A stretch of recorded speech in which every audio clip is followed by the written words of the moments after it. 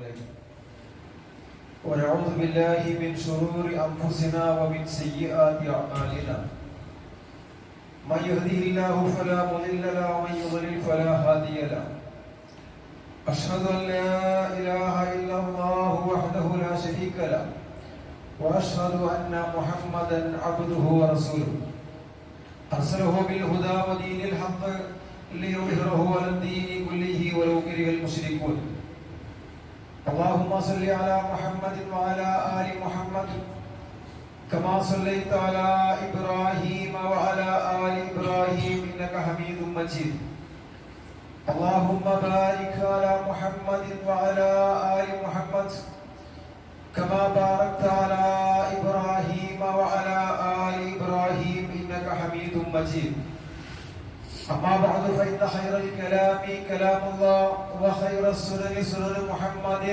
صلى الله عليه وسلم وشر الأمور محدثاتها وكل محدثة بدعة وكل بدعة ضلالة يا أيها الذين آمنوا اتقوا الله حق تقاته ولا تموتن إلا وأنتم مسلمون أعوذ بالله من الشيطان الرجيم اهدنا الصراط المستقيم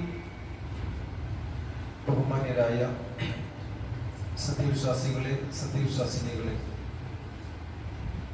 അല്ലാഹുവിന്റെ കൽപ്പനകളും നിയമങ്ങളും സൂക്ഷിച്ചും പാലിച്ചും അല്ലാഹുവിന് ഇഷ്ടം സമ്പാദിച്ചുകൊണ്ട് ജീവിക്കണമെന്ന് ആദ്യമായി ഓർമ്മപ്പെടുത്തുകയാണ്, വസിയത്ത് ചെയ്യുകയാണ്. അല്ലാഹു സുബ്ഹാനഹു വ തആല അല്ലാഹുവിന് ഇഷ്ടം സമ്പാദിച്ചുകൊണ്ട് ജീവിക്കുന്നവരുടെ കൂട്ടത്തിൽ നമ്മളെല്ലാവരെയും ഉൾപ്പെടുത്തി അനുഗ്രഹിക്കുമാറാവട്ടെ. ഇസ്ലാമിലെ ഒരു ആരാധനാ കർമ്മമാണ് നേർച്ച അഥവാ നദർ.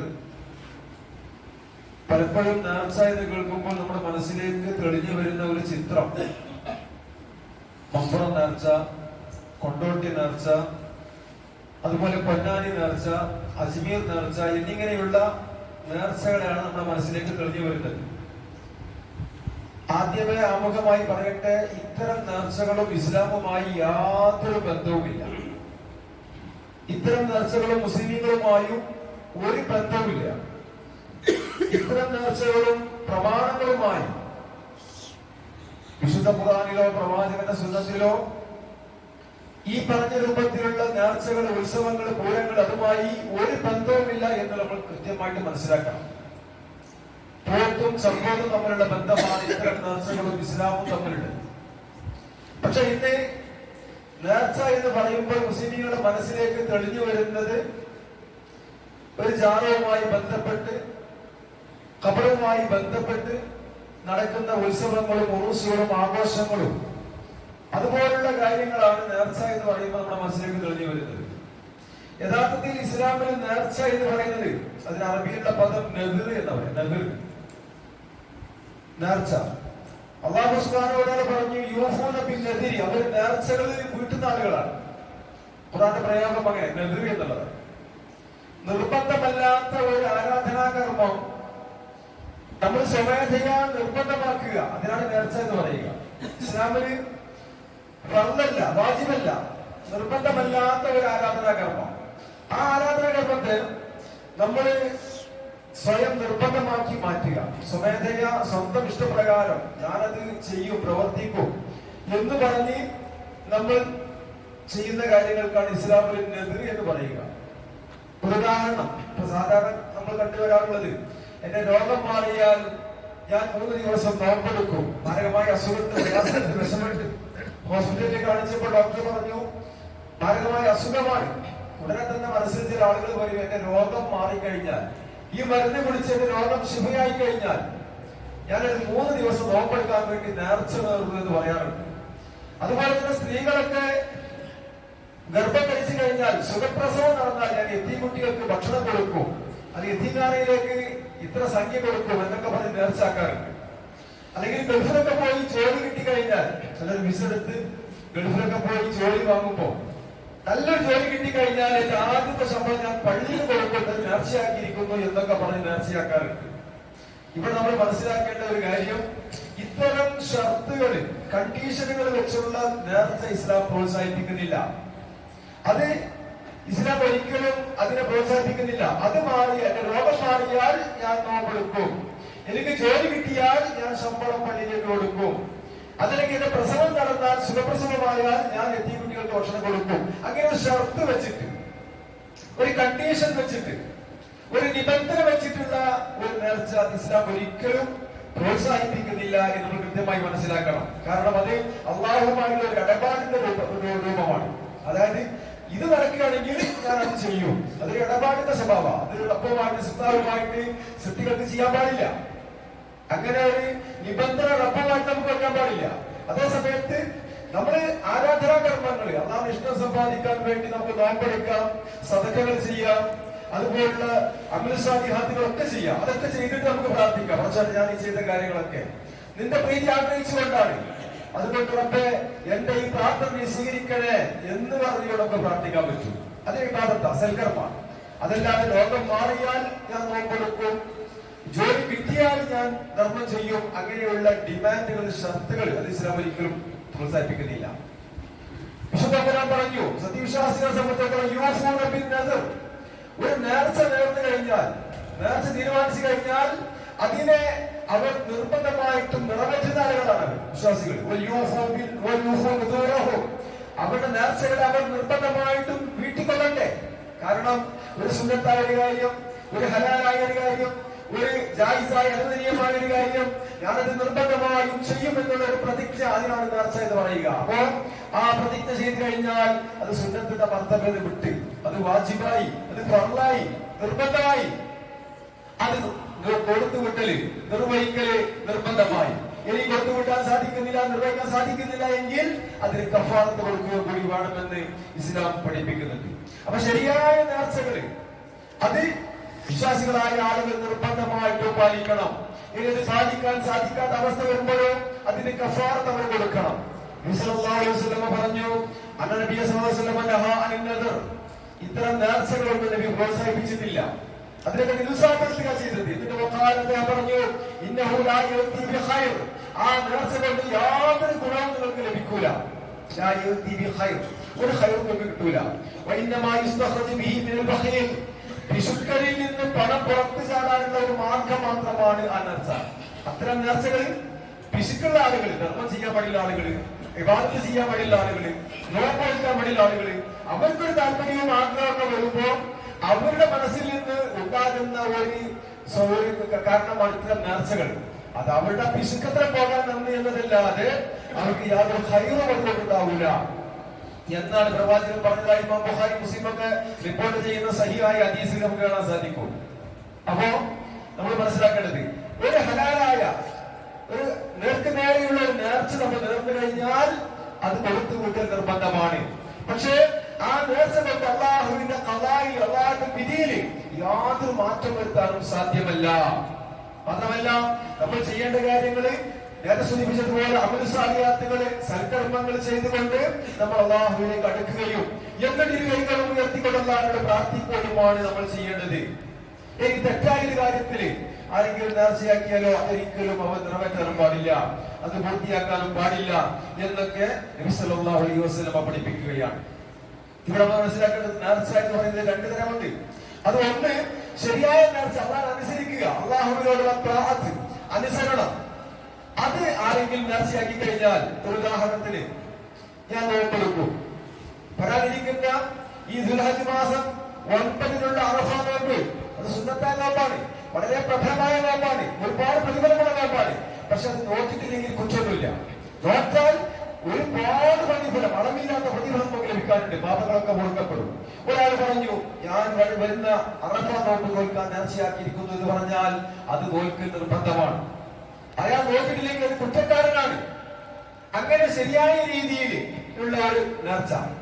അതേപോലെ തന്നെ ഞാൻ ധർമ്മം ചെയ്യും, ഞാൻ 10 പാവപ്പെട്ട കുട്ടികൾക്ക് ഞാൻ ആഹാരം കൊടുക്കും, വസ്ത്രം കൊടുക്കും, അല്ലെങ്കിൽ പാവപ്പെട്ട കുടുംബത്തിന് വീട് വെച്ച് കൊടുക്കും എന്നിങ്ങനെയുള്ള നല്ല നല്ല കാര്യങ്ങൾ ഒരാൾ നേർച്ചയാക്കി കഴിഞ്ഞാൽ അത് അയാൾ പൂർത്തിയാക്കണം.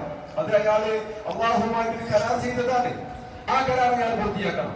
അതേപോലെ ഞാൻ ഈ റമദാനിന് ഖുർആൻ ഓതി തീർക്കും, അല്ലെങ്കിൽ ഈ ഒരു മാസം ഞാൻ വിശുദ്ധ ഖുർആൻ ഖത്മ് തീർക്കും എന്നൊക്കെ ഒരാൾ നേർച്ചയാക്കുക. ഇനിയിപ്പോ വലിയ പെരുന്നാളിന്റെ സമയമാണല്ലോ, പുതിയത്തിന്റെ സമയമാണ്. ഈ വർഷത്തെ വലിയ ഗർഭത്തിൽ ഞാൻ എന്തായാലും പങ്കെടുക്കും, നിർബന്ധമായി പങ്കെടുക്കും, നേർച്ചയാക്കിയിരിക്കുന്നു എന്നൊരാൾ പറഞ്ഞാൽ അയാൾക്ക് ആ ബലികർമ്മം നിർബന്ധമായി മാറി, വലിയ നിർബന്ധമായി മാറി. അങ്ങനെ ശരിയായ കാര്യങ്ങൾ അയാൾ നേർച്ചയാക്കി കഴിഞ്ഞാൽ അത് അയാൾ പാലിക്കണം. അത് അയാൾക്ക് നിർബന്ധവും വാജിബവും ഫർളുമായി മാറിയില്ല എങ്കിൽ കഫാറത്ത് കൊടുക്കണം. എന്താ കഫാറത്ത്? 10 ദരിദ്രരായ ആളുകൾക്ക്, പാവപ്പെട്ട വളരെ പാവപ്പെട്ട ദരിദ്രരായ 10 ആളുകൾക്ക് അയാൾ ഭക്ഷണം കൊടുക്കണം. അതല്ലെങ്കിൽ 10 പാവപ്പെട്ട ആളുകൾക്ക് വസ്ത്രം കൊടുക്കണം. അതിന് സാധിക്കുന്നില്ലെങ്കിൽ അയാൾ 3 ദിവസം നോമ്പെടുക്കണം. കാരണം എന്താ? സ്വന്തം റബ്ബിന്റെ പേരിൽ റബ്ബിനെ സാക്ഷി നിർത്തിക്കൊണ്ട് അയാൾ സ്വമേധയാ ഏറ്റെടുത്തിരിക്കുന്ന ഒരു കർമ്മം അയാൾക്ക് ചെയ്യാൻ സാധിക്കാതെ വന്നു. അപ്പൊ അയാൾ എന്ത് ചെയ്യണം? 10 പാവപ്പെട്ട ആളുകൾക്ക് ഭക്ഷണം കൊടുക്കുക, അല്ലെങ്കിൽ വസ്ത്രം കൊടുക്കുക, അതല്ലെങ്കിൽ 3 ദിവസം അയാൾ നോമ്പെടുക്കുക. കഫാറത്തുൽ നദിരി കഫാറത്തുൽ യമീൻ. ഈ നേർച്ചയുടെ കഫാറത്ത് പ്രായശ്ചിത്തം അത് സത്യം ചെയ്ത് ലംഘിച്ചാലുള്ള പ്രായശ്ചിത്യമാണ്. സത്യം ചെയ്ത് ലംഘിച്ചാൽ എങ്ങനെയാണ്? ഒരാൾ സത്യം ചെയ്തു, അയാൾക്ക് ആ സത്യത്തെ പാലിക്കാൻ സാധിച്ചില്ല എങ്കിൽ അയാൾ എന്ത് ചെയ്യണം? 10 പാവപ്പെട്ടവർക്ക് ഭക്ഷണം കൊടുക്കണം, അല്ലെങ്കിൽ വസ്ത്രം കൊടുക്കണം. അതുമല്ലെങ്കിൽ അയാൾ 3 ദിവസം നോമ്പെടുക്കണം. അത് സത്യലംഘനത്തിനുള്ള പ്രായശ്ചിത്തമാണ്. അതേ പ്രായശ്ചിത്തമാണ് ഈ നേർച്ചക്കുള്ളത് എന്നാണ് പണ്ഡിതന്മാർ പറയുന്നത്. രണ്ടാമത് നേർച്ച തെറ്റായ നേർച്ചയാണ്. അതായത് ഒരു ഹറാമായ കാര്യം ഞാൻ ചെയ്യും, അള്ളാഹ്ക്ക് ഇഷ്ടപ്പെടാത്ത, അല്ലാഹു റസൂലും വിരോധിച്ചിരിക്കുന്ന ഒരു ഹറാമായ ഒരു കാര്യം ഞാൻ ചെയ്യുമെന്ന് ഒരാൾ നേർച്ചയാക്കി. ഞാൻ കണ്ടു പിടിക്കും, ഞാൻ പെണ്ണു പിടിക്കും, അല്ലെങ്കിൽ നീ തോന്നിവാസനം ചെയ്യും, അതല്ലെങ്കിൽ ഞാൻ ഒരാളെ ഉപദ്രവിക്കും, ഒരാളെ കൊന്നുകളയും എന്ന് തീരുമാനമെടുക്കുക, അയാൾ നേർച്ചയാക്കുക. അതൊരിക്കലും പാടില്ലാത്ത നേർച്ചയാണ്, ഹറാമായ നേർച്ചയാണ്, തെറ്റായ നേർച്ചയാണ്. അങ്ങനെ ഒരാൾ നേർച്ച നേർന്നാൽ അയാൾ ആ നേർച്ച ഒരിക്കലും നിറവേറ്റാൻ പാടില്ല, അത് നിറവേറ്റാൻ പാടില്ല. അയാള് തൗബ ചെയ്യുകയും അല്ലാഹുവിലേക്ക് ഇസ്തിഗ്ഫാറിനെ വർദ്ധിപ്പിക്കുകയും ചെയ്യണം. ഖേദിച്ചു മടങ്ങണം. ചെയ്യാൻ പാടില്ലാത്ത, പറയാൻ പാടില്ലാത്ത, തീരുമാനമെടുക്കാൻ പാടില്ലാത്ത വിഷയമാണ്, അത് അയാളിൽ നിന്ന് അബദ്ധമാണ്, തെറ്റാണ് എന്ന് അയാൾ മനസ്സിലാക്കിക്കൊണ്ട് ഇസ്തിഗ്ഫാർ വർദ്ധിപ്പിക്കുകയും തൗബ ചെയ്യുകയും ചെയ്യണം. ഉലമാക്കൾ പറയുന്നത് അയാളുകളാണ് ശരിക്കും കഫാറത്ത് കൊടുക്കുക എന്നൊക്കെ പറയുന്ന പണ്ഡിതന്മാരുണ്ട്. നമ്മൾ സ്വമേധയാ നിർബന്ധമാക്കി അത് നമ്മൾ ഏറ്റെടുക്കുകയാണ്. അങ്ങനെ ഏറ്റെടുത്തു കഴിഞ്ഞാൽ അത് എത്രയും വേഗം നിറവേറ്റുക എന്ന് നമ്മുടെ ബാധ്യതയാണ്. കാരണം അത് അല്ലാഹുവുമായിട്ടുള്ള കരാറാണ്. അത് സ്വന്തമായിട്ട് നമ്മൾ ഏറ്റെടുത്തിരിക്കുന്ന കരാറായതുകൊണ്ട് അത് എത്രയും വേഗത്തിൽ നിർവഹിക്കണം എന്നതാണ് ഇസ്ലാമിന്റെ നിലപാട്. ചുരുക്കത്തില് നല്ല നല്ല കാര്യങ്ങൾക്ക് നമ്മൾ നേർച്ച നേർന്നു കഴിഞ്ഞാൽ ആ നേർച്ച നമ്മൾ കൃത്യമായും വ്യക്തമായും നമ്മൾ പാലിക്കണം. ഇനി അതിന് സാധിക്കുന്നില്ലെങ്കിൽ നമ്മൾ കഫാറത്ത് കൊടുക്കണം, പ്രായശ്ചിത്തം കൊടുക്കണം. ഇനി പാപമായ, തെറ്റായ, ഹറാമായ ഒരു കാര്യത്തിലാണ് നേർച്ചയാക്കിയതെങ്കിലോ അതൊരിക്കലും നമ്മൾ നിർവഹിക്കാനും പാടില്ല. കാരണം നേർച്ച ഇബാദത്താണ്, നേർച്ച അല്ലാഹുവിനുള്ള ആരാധനയാണ്. ആ നേർച്ച ഇബാദത്തായതുകൊണ്ട് തന്നെ അല്ലാഹുവിനോട് മാത്രമേ നമ്മൾ നേർച്ചയാക്കാൻ പാടുള്ളൂ. പക്ഷെ തെറ്റായ നേർച്ചയുണ്ട്. നമ്മുടെ സമൂഹത്തിൽ ഇന്ന് പടർത്തി പിടിച്ചിരിക്കുന്ന നേർച്ച ഔലിയാക്കളുടെ പേരില്, അതേപോലെ അമ്പിയാക്കളുടെ പേരില്, അതുപോലെ തന്നെ ജാറങ്ങളുടെയും മതപരങ്ങളുടെയും ദർഗകളുടെയും ക്ഷേത്രങ്ങളുടെയും അമ്പലങ്ങളുടെയും ഒക്കെ പേരിൽ നേർച്ചയാക്കുന്ന ആളുകൾ നേർച്ചക്കുറ്റി, നേർച്ചപ്പെട്ടി എന്നൊക്കെ പറഞ്ഞ് നമ്മൾ കാണാറുണ്ട്, ഇല്ലേ? ആ നേർച്ചപ്പെട്ടി, ഓമാനുഷോട്ടാരുടെ നേർച്ചപ്പെട്ടി, മമ്പളം നേർച്ചപ്പെട്ടി, അതുപോലെ തന്നെ ഔലിയാക്കന്മാർക്ക് കോഴികളെ നേർച്ചയാക്കുക, മൃഗങ്ങളെ നേർച്ചയാക്കുക, ബദരീകളെ ആണ്ടിനെ ഒരു പോത്തിനെ നേർച്ചയാക്കുക. ഇത്തരത്തിലുള്ള ഒരു നേർച്ചയും ഇസ്ലാം അംഗീകരിക്കുന്നില്ല. അത് തെറ്റായ നേർച്ചയാണ് നമ്മൾ മനസ്സിലാക്കുക. കാരണം ശുഹദാക്കളുടെ പേരിൽ, ബദരീകളുടെ പേരിലൊക്കെ നേർച്ചയാക്കുന്ന സമ്പ്രദായം അത് ഇസ്ലാമികമല്ല. നേർച്ച ആരാധനയാണ്. ആ നേർച്ച അള്ളാഹുവിന് മാത്രമേ പാടുള്ളൂ. കാരണം ഇബാദത്ത് അള്ളാഹുവിന് മാത്രമേ പാടുള്ളൂ. ആ അള്ളാഹുക്ക് മാത്രം കൊടുക്കേണ്ട ഇബാദത്തുകള് അള്ളാഹുവല്ലാത്ത ആളുകളിലേക്ക്, മഖാമുകളിലേക്ക്, ദർഗകളിലേക്ക്, അതുപോലെ ഔലിയാക്കളിലേക്ക് ഒന്നും നമ്മൾ ചേർത്ത് കൊടുക്കാൻ പാടില്ല. അതുകൊണ്ട് തന്നെ അതൊക്കെ വലിയ തെറ്റും കുറ്റവുമാണ് നമ്മൾ മനസ്സിലാക്കണം.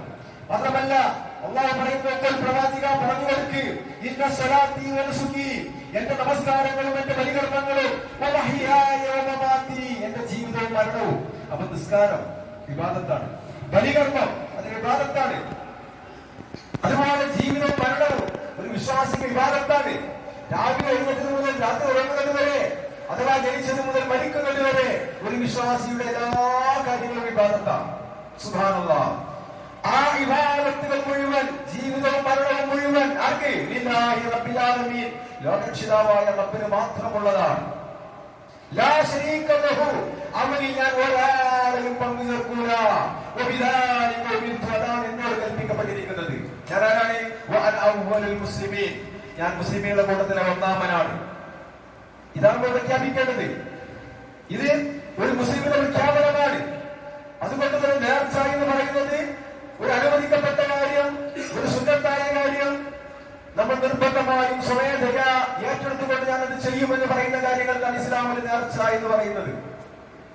ആ നേർച്ച നമ്മൾ നേർന്നു കഴിഞ്ഞാൽ അത് നിർവഹിക്കൽ വിശ്വാസികൾക്ക് നിർബന്ധമാണ്. നിർവഹിക്കാൻ സാധിച്ചില്ലെങ്കിലോ പ്രായശ്ചിത്തം കൊടുക്കലും നിർബന്ധമാണ്, അല്ലെങ്കിൽ അയാൾ കുറ്റക്കാരനാണ്. പക്ഷേ ഇന്ന് നേർച്ച എന്ന് പറയുമ്പോൾ നമ്മുടെ മനസ്സിലേക്ക് ഓടി വരുന്നത് ഞാൻ നേരത്തെ സൂചിപ്പിച്ചതുപോലെ നമ്മുടെ നേർച്ചകളും കൊണ്ടോട്ടി നേർച്ചകളൊക്കെയാണ്. ഇന്നിപ്പോ കൊണ്ടോട്ടി നേർച്ച നടക്കുന്ന സമയമാണ്, താനീഷിയായിസമാണ്, ഇസ്ലാമുമായി യാതൊരു ബന്ധവും അതിനില്ല എന്ന് നമ്മൾ മനസ്സിലാക്കുക.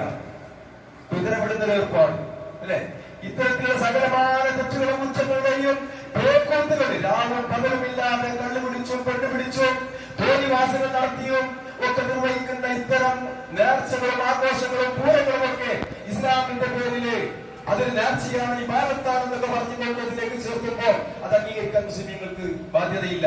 കാരണം അതിന് ഇസ്ലാമിന് പ്രമാണമില്ല. മാത്രമല്ല നബി സല്ലല്ലാഹു അലൈഹി വസല്ലം പറഞ്ഞ ഇമാം അഹ്മദ് മുസ്ലിമും ഒക്കെ റിപ്പോർട്ട് ചെയ്യുന്ന ഹദീസിൽ വ്യക്തമായി കാണാൻ സാധിക്കും, ജാറുമായി ബന്ധപ്പെട്ട ജാറെന്ന് പറഞ്ഞ കാര്യം ഇസ്ലാമിലില്ല. ഇബ്രാഹിം നബിയുടെ ഓർമ്മകൾ സ്മരിക്കുന്ന മാസമാണല്ലോ ഈ മാസം. ആരാ ഇബ്രാഹിം നബി? തൗഹീദിന് വേണ്ടി പടപൊരുതിയ, തൗഹീദിന് വേണ്ടി ജിഹാദ് നടത്തിയ, ത്യാഗം ചെയ്ത പ്രവാചകനാണ് ഇബ്രാഹിം നബി.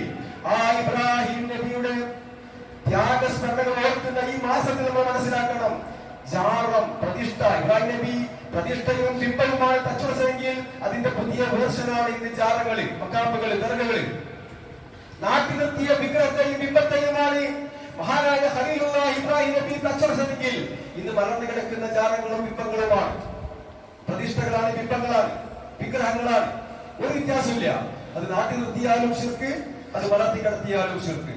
റസൂലുള്ള പറയുന്നു, നഹാ റസൂലുള്ളാഹി സ്വല്ലല്ലാഹു അലൈഹി വസല്ലം വിരോധിച്ചിരിക്കുന്നു അൻജസ്സിൽ ഖബറ, ഖബർ തേച്ച് മിനുക്കുക. ഖബർ ഇങ്ങനെ തേച്ച് മിനുക്കി കുമ്മായിടുക. അത് നബി വിരോധിച്ച കാര്യമാണ്, പാടില്ല എന്ന് പറഞ്ഞ കാര്യമാണ്. വയുബ്ന അലൈഹി, അതിന്റെ മേലെ ബിൽഡിങ്ങുകൾ ഉണ്ടാക്കുക, കെട്ടിടങ്ങൾ ഉണ്ടാക്കുക. ഖബറിന്റെ മേലെ കെട്ടിടവും കെട്ടിടത്തിന്റെ ഉള്ളിൽ ഖബറും ഒന്നും ഇസ്ലാം അനുവദിക്കുന്നില്ല. കാരണം അതൊക്കെ തെറ്റായ ദിശയിലേക്ക് ആളുകൾ നയിക്കും, ശിർക്കിലേക്ക് ആളുകൾ നയിക്കും. അവിടെ ഭജനമിരിക്കുക, ഖബറിന്റെ അടുക്കൽ ഇങ്ങനെ പോയിട്ട് ഇങ്ങനെ ഭജനമിരിക്കുക, തസ്ബീഹും തഹ്ലീലും ഖുർആനൊക്കെ ഓതിട്ട് അവിടെ ഇങ്ങനെ ഇരിക്കുക. നബി വിരോധിച്ച കാര്യമാണ്. ആ ഖബറിൽ എഴുതി വെക്കലും. നോക്കൂ നിങ്ങൾ, ഇമാം മുസ്ലിം ഉദ്ധരിച്ച ഈ ഹദീസിൽ 4 കാര്യങ്ങളാണ് അല്ലാഹു റസൂൽ വിരോധിക്കുന്നത്. അല്ലാഹുവിന്റെ പ്രവാചകൻ വിരോധിച്ചിരിക്കുന്നു അൻജസ്സിൽ ഖബറ, ഖബർ തേച്ച് നിൽക്കുക, ഓടി പിടിപ്പിക്കുക, കുമ്മായം ഇടുക. അതിന്മേൽ ബിൽഡിങ്ങുകൾ ഉണ്ടാക്കുക. അവിടെ ഭജനം ഇരിക്കുക. ആ ഖബറിൽ എഴുതി വെക്കുക. ഇതൊക്കെ വിരോധിച്ച കാര്യമാണ്. ഇന്ന് ഈ 4 കാര്യങ്ങളും മഖാമുകളിൽ, ദർഗകളിൽ, മക്കബറിൽ നടക്കുന്നില്ലേ? ഇത് ഇസ്ലാമുമായി വല്ല ബന്ധമുണ്ടോ? അതുകൊണ്ട് തന്നെ ആ ജാറങ്ങൾ കേന്ദ്രീകരിച്ചാണ് ഈ ഉത്സവങ്ങൾ, പൂരങ്ങള്, ആഘോഷങ്ങള്, നേർച്ചകളുടെ പേരിൽ നടക്കുന്ന ഈ കാട്ടിക്കൂട്ടലുകള്. ഇതിന് ഇസ്ലാമുമായി യാതൊരു ബന്ധവുമില്ല എന്നത് വളരെ വ്യക്തമായി നമ്മൾ മനസ്സിലാക്കണം. മാത്രമല്ല അല്ലാഹുവിന്റെ പ്രവാചകൻ സല്ലല്ലാഹു അലൈഹി വസല്ലം പറഞ്ഞു, ലഅനല്ലാഹു യഹൂദ വന്നസാറ, ജൂതന്മാരെയും ക്രിസ്ത്യാനികളെയും അല്ലാഹു ശപിച്ചിരിക്കുന്നു, അല്ലാഹുവിന്റെ ശാപം അവർ ഏറ്റിരിക്കുന്നു. കാരണം അവരുടെ പ്രവാചകന്മാരുടെ പള്ളി ആരാധന, അവരുടെ പ്രവാചകന്മാരുടെ ഖബറുകളെ ആരാധനാ കേന്ദ്രങ്ങളാക്കി മാറ്റി, പള്ളികളാക്കി മാറ്റി. അക്കാരണത്താൽ യഹൂദികളെയും നസാറാക്കളെയും അല്ലാഹു ശപിച്ചിരിക്കുന്നു എന്ന് പറയുന്നതാരാ? അല്ലാഹുവിന്റെ പ്രവാചകനാ. ആ പ്രവാചകൻ അനുയായികൾ കാലം കുറെ കഴിഞ്ഞപ്പോ അവർ തന്നെയും ജൂതന്മാരുടെയും ക്രിസ്ത്യാനികളുടെയും അതേ സ്വഭാവത്തില് അമ്പിയാക്കളെയും ഔലിയാക്കളെയും ഒക്കെ ജാറങ്ങൾ കെട്ടിപ്പടുക്കുകയും അവിടെ ഭജനമിരിക്കുകയും അവിടെ എഴുതി വെക്കുകയും അതിനെ മോടി പിടിപ്പിക്കുകയും ഒക്കെ ചെയ്തുകൊണ്ട് ആഘോഷമാക്കി മാറ്റുമ്പോ പിശാച് എത്രത്തോളം ഈ സമൂഹത്തിൽ പണിയെടുത്തു നമ്മൾ മനസ്സിലാക്കേണ്ടതല്ലേ? അല്ലാഹുവിന്റെ പ്രവാചകൻ പ്രാർത്ഥിച്ചു, അല്ലാഹുവേ, ആഘോഷം നടക്കുന്ന, ഉത്സവം ഉറൂസും നടക്കുന്ന ഒരു സ്ഥലമാക്കി എന്റെ ഖബറിനെ മാറ്റരുതേ അല്ലാഹ്. അല്ലാഹുവിന്റെ പ്രവാചകന്റെ മനമൊരുങ്ങിയ പ്രാർത്ഥനയാണ്. പ്രവാചകൻ കൂടി പ്രാർത്ഥിച്ചു, അല്ലാഹുവേ, ആരാധിക്കപ്പെടുന്ന വിഗ്രഹമാക്കി എന്റെ ഖബറിനെ മാറ്റരുതേ അല്ലാഹ്. അവിടേക്ക് നോക്കി പ്രാർത്ഥിക്കുന്ന, അവിടേക്ക് കൈ ഉയർത്തുന്ന, അതിനാശാ കേന്ദ്രമാക്കുന്ന ഒരു ജാറമാക്കി വിഗ്രഹമാക്കി ഇതൊക്കെ വിഗ്രഹമാക്കി മാറ്റരുതേ. അല്ലാഹു പ്രവാചകന്റെ പ്രാർത്ഥനയാണ്. ഇനി അങ്ങനെ ആരെങ്കിലും ചെയ്യുന്നുണ്ടെങ്കിൽ ഉലൈക ശിറാറുൽ ഖൽഖി ഇൻദല്ലാഹ്, അല്ലാഹുവിന്റെ അടുക്കൽ ഏറ്റവും വികൃതമായ മോശപ്പെട്ട ആളുകൾ അക്കൂട്ടരാകുന്നു. ഉലൈക ശിറാറുൽ ഖൽഖി, ഏറ്റവും അധികം ശർറുള്ളവർ, ഏറ്റവും അധികം മോശപ്പെട്ട ആളുകൾ അവരാകുന്നു എന്ന് പറയുമ്പോൾ അതിന്റെ ഗൗരവം നമ്മൾ മനസ്സിലാക്കണ്ടേ. ഇമാം അലി റളിയല്ലാഹു അൻഹു വിളിച്ചുകൊണ്ടാണ് പ്രവാചകൻ പറഞ്ഞു, യാ അലി അല്ലാ തഖൽതു ഇൻസാന ഇല്ലാ തമസ്തഹു വലാ ഖബറ മുസ്ലിമൻ ഇല്ലാ സബൈതഹു. ഉയർന്നിരിക്കുന്ന ഒരൊറ്റ കബറിനെ വിട്ടേച്ചു പോകരുത്, എല്ലാം തട്ടി നിറപ്പാക്കണം. കാരണം ഇസ്ലാമിൽ വിഗ്രഹ പൂജയില്ല, ഖബർ ആരാധനയില്ല, ഖബർ പൂജയില്ല. ഖബറിന്റെ ആളുകളോട് പ്രാർത്ഥിക്കുകയോ സങ്കടങ്ങൾ പറയുകയോ ചെയ്യുന്ന ഒരു അവസ്ഥ ഇസ്ലാമിലില്ല. ഇസ്ലാമിന്റെ മാർഗമല്ല, അത് ജൂതന്മാരുടെയും ക്രിസ്ത്യാനികളുടെയും മാർഗമാണ്. ഇസ്ലാം തൗഹീദിന്റെ മതമാണ്. ഏകനായ റബ്ബിനോട് മാത്രം പ്രാർത്ഥിക്കണം, റബ്ബിന് വേണ്ടി നമസ്കരിക്കണം, റബ്ബിന് വേണ്ടി നേർച്ചകർപ്പിക്കണം, റബ്ബിന് വേണ്ടി ബലികർമ്മം നടത്തണം, ആ റബ്ബിനോട് സഹായത്തോട് ചോദിക്കണം, പ്രാർത്ഥിക്കണം. പ്രാർത്ഥനാരാധനയാണ്. ഇന്ന് പ്രാർത്ഥനകൾ മുഴുവൻ, ആവശ്യങ്ങൾ മുഴുവൻ ജാറകളിലും മക്ബറകളിലും ദർഗകളിലും ഒക്കെ നീങ്ങിക്കൊണ്ടിരിക്കുകയാണ്. സഹോദരന്മാരെ, സഹോദരിമാരെ, നമുക്ക് ബാധ്യതകളുണ്ട്. ഇസ്ലാം കൃത്യമായി വ്യക്തമായി മനസ്സിലാക്കി ദീനിൽ നിന്നുള്ള കാര്യങ്ങൾ ഉൾക്കൊള്ളണം. ഞാൻ ഓടിക്കൽപ്പിച്ച ആയത്ത് സൂറത്തുൽ ഫാത്തിഹയിലെ 6-ാമത്തെ വചനമാണ്. നിർബന്ധമായും നമ്മളെല്ലാവരും നേരായ മാർഗത്തിൽ ഞങ്ങൾ നീ ചേർക്കണേ അല്ലാഹ്. ഓരോരുത്തരും പ്രാർത്ഥിക്കുന്നുണ്ട്, മനസ്സിലേക്ക് പ്രാർത്ഥിക്കുന്നുണ്ട്. ഏതാ നേരായ മാർഗം? ഇസ്ലാമിന്റെ മാർഗമാണ്. അത് ഖുർആനിന്റെയും സുന്നത്തിന്റെയും മാർഗമാണ്, അല്ലാഹുവിന്റെ പ്രവാചകന്റെ മാർഗമാണ്. അല്ലാഹുവിന്റെ പ്രവാചകൻ കാണിച്ചു തരാത്ത ഒരു മാർഗവും ഇസ്ലാമിന്റെ പേരിൽ നടത്താൻ പാടില്ല. അതുകൊണ്ട് തന്നെ കൃത്യമായി നമ്മൾ മനസ്സിലാക്കുക, അല്ലാഹു നേരായ മാർഗത്തിൽ നമ്മൾ ചേർക്കണമെങ്കിൽ നമ്മുടെ പ്രവർത്തനവും ആ രീതിയിലായി തീരണം. ഞാൻ നിങ്ങളെ ഓടിക്കൽപ്പിച്ച ആയത്തുണ്ടല്ലോ, സിറാത്തുൽ മുസ്തഖീം, നേരായ മാർഗത്തിൽ ചേർക്കണേ എന്ന് പറഞ്ഞല്ലോ. അത് വിശദീകരിച്ചുകൊണ്ട് പറയുന്നു, സിറാത്തുൽ ലദീന അൻഅംത അലൈഹിം, ആരെയാണ് അല്ലാഹു അനുഗ്രഹിച്ചത്? അല്ലാഹു പറയുന്നു, വമയ്യുതില്ലാഹ വറസൂല فأولئك مع الذين أنعم الله عليهم من النبيين والصديقين والشهداء والصالحين. അത് പ്രവാചകന്മാരും സിദ്ദീഖീങ്ങളും ശുഹദാക്കളും സാലിഹീങ്ങളും അവരാണ്. അവരാണ് അല്ലാഹു അനുഗ്രഹിച്ചത്. വഹസന ഉലൈക റഫീഖ, എത്ര നല്ല കൂട്ടുകാരാണ്. ആ പ്രവാചകന്മാർക്ക് പരിചയമില്ലാത്ത അബൂബക്കർ സിദ്ദീഖിനെ, ഉമർ ഇബ്നു ഖത്താബിനെ, ഉസ്മാൻ ഇബ്നു അഫ്ഫാൻ, അലി ഇബ്നു അബീ താലിബിനെ അവർക്കാർക്കും പരിചയമില്ലാത്ത ഇത്തരം ജാറങ്ങൾ കെട്ടിപ്പൊക്കുകയും അവിടേക്ക് നേർച്ചകൾ അർപ്പിക്കുകയും അവിടെ ഉറസുകളും ആഘോഷങ്ങളും നടത്തുകയും ചെയ്യുമ്പോൾ ഇന്നിപ്പോ അതാണ് നേർച്ച എന്ന പേരിൽ മുസ്ലിംകൾ തെറ്റിദ്ധരിച്ചിരിക്കുകയാണ്. ആ നേർച്ചയും ഇസ്ലാമും തമ്മിൽ യാതൊരു ബന്ധവുമില്ല. ഇസ്ലാമിൽ നേർച്ച എന്ന് പറഞ്ഞാൽ ഞാൻ സൂചിപ്പിച്ചതുപോലെ ഒരു അനുവദിക്കപ്പെട്ട കാര്യം, സുന്നത്തായ ഒരു കാര്യം, ഞാനത് നിർബന്ധമായും ചെയ്യുമെന്നുള്ള ഒരു പ്രതിജ്ഞ, അതിനാണ് ഇസ്ലാമിൽ നേർച്ച എന്ന് പറയുക. അങ്ങനെ ചെയ്തു കഴിഞ്ഞാൽ അത് പാലിക്കൽ നിർബന്ധമാണ്. അതുകൊണ്ട് സഹോദരന്മാരെ, സഹോദരിമാരെ, കാര്യങ്ങൾ കൃത്യമായി മനസ്സിലാക്കണം. ഖുർആനിലും ഹദീസിലും കാര്യങ്ങൾ ഉൾക്കൊള്ളണം. കൃത്യമായി നേരായ മാർഗത്തിൽ നമ്മൾ ചേർക്കണമെന്ന് പ്രാർത്ഥിക്കുമ്പോൾ അതിനുള്ള പ്രവർത്തനവും നമ്മുടെ ഭാഗത്ത് ഉണ്ടാകണം. അല്ലാഹു സുബ്ഹാനഹു വ തആല സത്യം സത്യമായി കേൾക്കുവാനും അത് ഉൾക്കൊള്ളുവാനും നമ്മളെല്ലാം